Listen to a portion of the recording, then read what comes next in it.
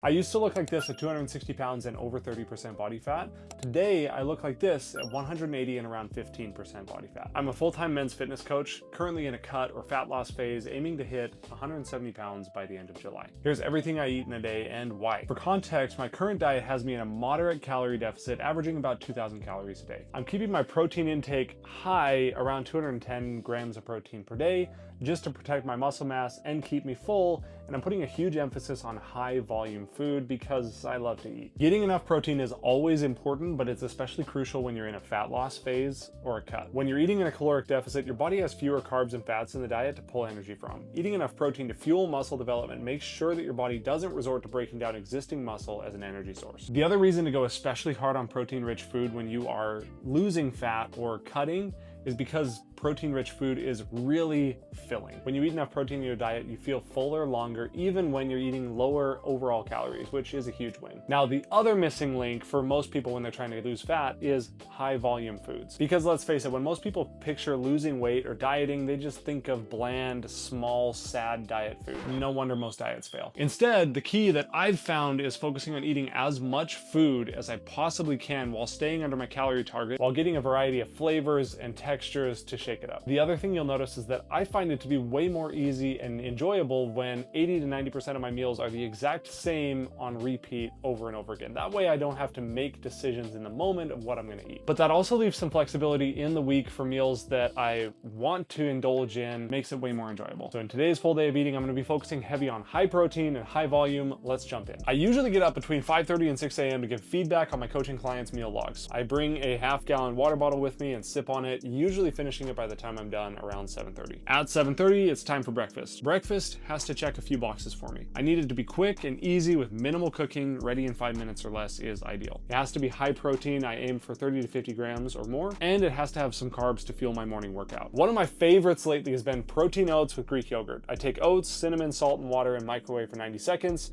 Then I mix in 1 scoop of whey, 5 to 10 grams of PB Fit powder, some diced fruit, apple or banana work great, and a cup of Oikos 000. Now this video is not sponsored, that's just objectively the best Greek yogurt for stuff like this. This is also where I mix in my 5 grams of creatine. In all, this comes out to about 400 calories with 45 grams of protein. Notice I'm not too concerned about tracking my carb and fat macros. As long as I hit my calorie and protein targets, they tend to fall in place. After breakfast, I hit the gym. Most days I'm at the gym for the morning hours to train clients and hit my own personal session. As a side note, I actually have a pretty high caffeine tolerance, so I'm not huge into pre-workouts, but on some busier mornings, I might grab an energy drink just to give me a little boost. Now on this cut, I haven't been doing any dedicated post-workout meals or snacks. I usually just get back and have my lunch around noon. Now I work from home, so I can afford to take 15 minutes to make a lunch that actually fuels me. With that said, you'll notice a few things that I do to make it quicker and easier. Lunch has to give me a solid amount of protein because I know historically I am snackier in the afternoon, and I'm just coming off a couple of hours in the gym, like with my workouts and training.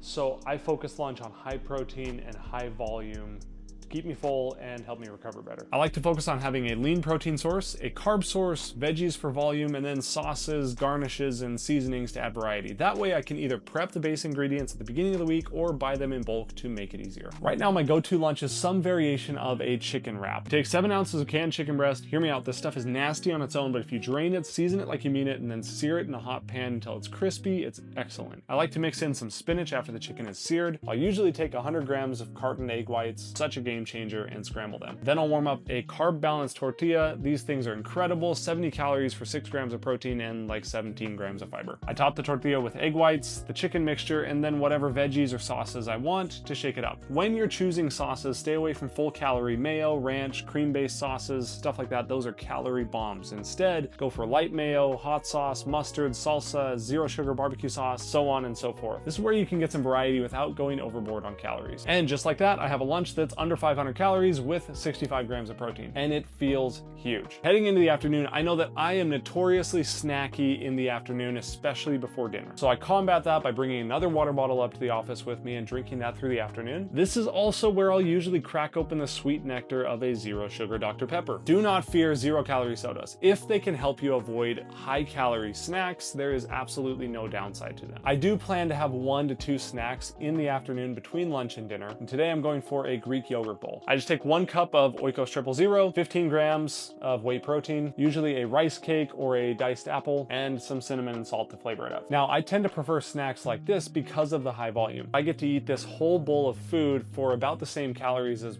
I would get out of a protein bar or a protein shake, but I feel way more satisfied. With that said, you have to work around your schedule and your demands, and for you, it might be more convenient just to grab a protein bar or a protein shake, maybe some beef jerky. Just notice the points in the day where you feel the most snacky and intentionally plan ahead what you're gonna eat. Focus on high protein, high volume. For dinner, my dad was in town visiting to help us install turf at our place, so we went and grabbed some Chipotle after a long day of work. Now, a lot of coaches will say to never eat out. I am not one of those because I think that's dumb. I've lost over 70 pounds and kept it off while eating out multiple times a week. Many of my clients do as well. There is literally no reason to avoid it. The one thing you have to be mindful of is when your meals are just for utility versus when they act as more of an indulgence. I found that having a handful of really solid go-to restaurants and orders at each one of those that you can confidently go to knowing that you're within your calorie and protein target is a total game changer. And when you find yourself at a restaurant that you're not familiar with, the ultimate hack is to pull up the menu ahead of time, look at your options, and decide before you get there what you're gonna eat. As always, I focus on the same things here: lean protein, volume from veggies, some carb source. I like meals and dishes that I can generally control the portion size, so a Chipotle bowl is excellent. Avoid loading up on appetizers and sides, get sauces on the side most of the time, and stay away from full sugar sodas. So for this meal, I got a salad with a lettuce base, black beans, a scoop of chicken, fajita veggies, and mild salsa. Topped it off with some Tabasco for flavor. Clocking in under 400 calories with about 45 grams of protein. Now, I used to really struggle with late night snacking, but one of the biggest shifts that I made in my diet and health is realizing why I ate when I ate. For me, the evening snacks served 2 purposes. Number 1, I just liked the sweet flavor after dinner. And number 2, my snack was actually just something that I looked forward to at the end of the day as a sort of relaxation. So I realized that I really don't need a ton of food at night to check both of those boxes. And that if I plan my snack intentionally while giving me enough protein to contribute to my goal, I'd be golden. There's really no benefit to just willpowering your way through it. So I set aside a few hundred calories at the end of the day for 1 to 2 protein heavy snacks. Today, I made my protein Ninja Creamy. Not sponsored, but I genuinely use this thing almost every night. For my base, I typically just pour a Fairlife chocolate protein shake in the pint with a little xanthan gum to help with texture, mix it up, give it a few respins, and tonight I mixed in some homemade protein brownies. I'm still perfecting the recipe before I share it with anyone, and some mini marshmallows. And that's a wrap. Eating does not have to be complicated, but trying to understand why you eat when you eat and coming up with a repeatable list of options you can just smash every single day is the game changer. Now, if you are local to St. George, Utah, I have an offer for you. If you've been trying to figure out your diet like this, I open up a few spots every month for one-on-one coaching where I will help you dial in those options. I will give you daily accountability and feedback so that you can implement it,